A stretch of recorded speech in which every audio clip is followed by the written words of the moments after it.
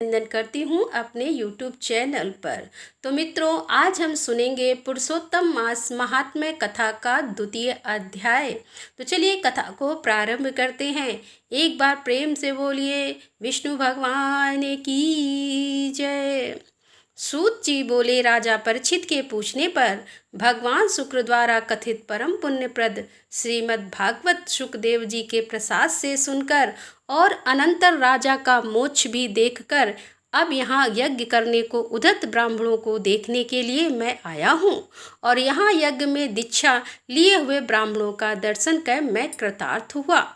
ऋषि बोले कि हे साधु, अन्य विषय की बातों को त्याग कर भगवान कृष्ण देव यापन के प्रसाद के उनके मुख से जो आपने सुना है वही अपूर्व विषय है।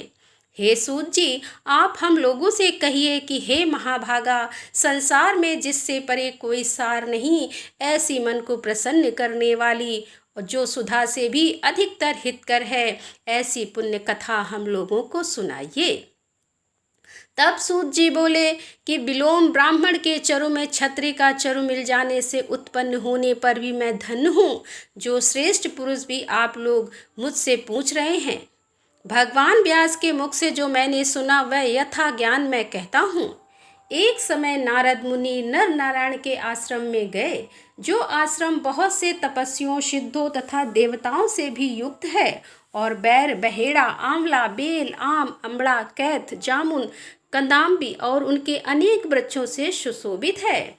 भगवान विष्णु के चरणों से निकली हुई पवित्र गंगा और अलकनंदा भी जहाँ बह रही है, ऐसे नर नारायण के स्थान में श्री नारद मुनि ने जाकर उन परम ब्रह्म नारायण को, जिनका मन सदा चिंतन में लगा रहता है, जिसके जितेंद्रिय काम क्रोधादि छह शत्रुओं को जीते हुए है, अत्यंत प्रभा जिनके शरीर से चमक रही है, ऐसी देवताओं के भी देव तपस्वी नारायण को साष्टांग दंडवत प्रणाम कर और हाथ जोड़कर नारद उस मुनि व्यापक प्रभु की स्तुति करने लगे। नारद जी बोले कि हे देवों के देव, हे जगन्नाथ, हे कृपा सागर, सतपते, आप सत्य व्रत हो, त्रिसत्य हो, सत्य आत्मा हो और सत्य संभव हो। हे सत्ययोने, आपको नमस्कार है। मैं आपकी शरण में आया हूँ। आपका जो तप है वह संपूर्ण प्राणियों की रक्षा के लिए है और मर्यादा की स्थापना के लिए है। यदि आप तपस्या ना करें तो जैसे कलयुग में एक के पाप करने से सारी पृथ्वी डूबती है, वैसे ही एक के पुण्य करने से सारी पृथ्वी तरती है। इसमें तनिक भी संशय नहीं है। पहले सतयुग आदि में जैसे एक पाप करता था तो सभी पापी हो जाते थे, ऐसी स्थिति हटाकर कलयुग में केवल कर्ता ही पापों से लिप्त होता है। यह आपके तप की स्थिति है। हे भगवान, कलि में जितने प्राणी हैं सब विषयों में आसक्त हैं। स्त्री, पुत्र, गृह में लगा है चित्त जिनका, ऐसे प्राणियों का हित करने वाला हो जो हो और मेरा भी थोड़ा कल्याण हो, ऐसा विषय विचार कर केवल आप ही कहने योग्य हैं। वही आपके मुख से सुनने की इच्छा से मैं ब्रह्मलोक से यहाँ आया हूँ। आप ही उपकार प्रिय विष्णु हैं, ऐसा वेदों में निश्चित है। इसीलिए लोकोपकार के लिए कथा का सार इस समय आप सुनाइए, जिसके श्रवण मात्र से निर्भय मोक्ष पद को प्राप्त करते हैं। इस प्रकार नारद जी का वचन सुनकर भगवान ऋषि आनंद से खिलखिला उठे और भुवन को पवित्र करने वाली पुण्य कथा आरंभ की। श्री नारायण बोले कि हे नारद, गोपों की स्त्रियों के मुख कमल के भ्रमर, रास के ईश्वर, रसकों के आभरण, वृंदावन बिहारी, ब्रज के पति आदि पुरुष भगवान की पुण्य कथा को कहता हूँ, जो निमेष मात्र समय में जगत को उत्पन्न करने वाले हैं। उनके कर्मों को हे वत्स इस पृथ्वी पर कौन वर्णन कर सकता है। हे नारद मुनि, आप भी भगवान के चरित्र का सरस सार जानते हैं और यह भी जानते हैं कि भगवत चरित्र वाणी द्वारा नहीं कहा जा सकता, तथापि अद्भुत पुरुषोत्तम महात्म्य आदर से कहते हैं। यह पुरुषोत्तम महात्म्य दरिद्रता और वैद्य को नाश करने वाला, यश का दाता एवं सत्पुत्र और मोक्ष को देने वाला है, अतः शीघ्र ही इसका प्रयोग करना चाहिए। नारद जी बोले कि हे मुने, पुरुषोत्तम नामक कौन देवता है, उनका महात्म्य क्या है, यह अद्भुत सा प्रतीत होता है, अतः आप मुझसे विस्तार पूर्वक कहिए।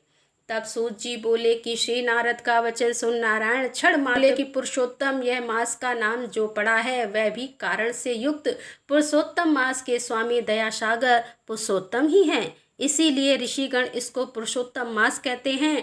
पुरुषोत्तम मास के व्रत करने से भगवान पुरुषोत्तम प्रसन्न होते हैं। नारद जी बोले कि चैत्रादि मास जो है वे अपने अपने स्वामी देवताओं से युक्त हैं, ऐसा मैंने सुना है, परंतु उनके बीच में पुरुषोत्तम नाम का मास नहीं सुना। पुरुषोत्तम मास कौन है और पुरुषोत्तम मास के स्वामी कृपा के निधि पुरुषोत्तम कैसे हुए? कृपा निधे यह आप मुझे कहिए। इस मास का स्वरूप विधान के सहित हे प्रभु कहिए। सत्यपते इस मास में क्या करना, कैसे स्नान करना और क्या दान करना, इस मास का जप पूजा उपवास आदि क्या साधन है कहिए। इस मास के विधान से कौन देवता प्रसन्न होते हैं और क्या फल देते हैं, इसके अतिरिक्त और जो कुछ भी तत्व हो वह तपोधन कहिए। साधु दीनों के ऊपर कृपा करने वाले होते हैं, वे बिना पूछे कृपा करके सदुपदेश दिया करते हैं। इस पृथ्वी पर जो मनुष्य दूसरे के भाग्य के अनुवृत्ति दरिद्रता से पीड़ित नित्य रोगी रहने वाले पुत्र चाहने वाले जड़े गूगे ऊपर से अपने को बड़े धार्मिक दर्शाने वाले विद्या विहीन मलिन वस्त्रों को धारण करने वाले नास्तिक पर स्त्रीगामी नीच जर्जर दास वृद्धि करने वाले आशा जिनकी नष्ट हो गई है, संकल्प जिनके भंग हो गए हैं, तत्व जिनके छीड़ हो गए हैं, कुरूपी रोगी कुष्ठी टेढ़े मेढ़े अंग वाले अंधे इष्ट वियोग मित्र वियोग स्त्री वियोग और आप्त पुरुष वियोग माता पिता विहीन शोक दुख आदि से सुख गए हैं, अंग जिनके अपनी इष्ट वत से रहित उत्पन्न हुआ करते हैं, किस अनुष्ठान के करने और सुनने से पुनः उत्पन्न ना हो। हे प्रभु ऐसा प्रयोग हमको सुनाइए। वैधव्य वंध्या दोष अंगहीनता दुष्ट व्याधियां रक्तपित्त आदि मिर्गी राक्षस छामी जो दोष हैं, इन दोषों से दुखित मनुष्यों को देखकर हे जगन्नाथ मैं दुखी हूँ, अतः मेरे ऊपर दया करके हे ब्राह्मण मेरे मन को प्रसन्न करने वाले विषय को विस्तार से कहिए। हे प्रभु आप सर्वज्ञ हैं और समस्त तत्वों के आयतन हैं। तब सूत जी बोले, इस प्रकार नारद के परोपकारी मधुर वचनों को सुनकर देव हे नारायण चंद्रमा की तरह शांत महामुनि नारद से नए मेघ के समान गंभीर वचन में बोले। तो दोस्तों यहाँ पर पुरुषोत्तम मास का द्वितीय अध्याय समापन होता है। अगले अध्याय के साथ हम आपके सामने फिर उपस्थित होंगे। तब तक के लिए राधे राधे, जय श्री कृष्णा, हर हर महादेव, जय भोलेनाथ की।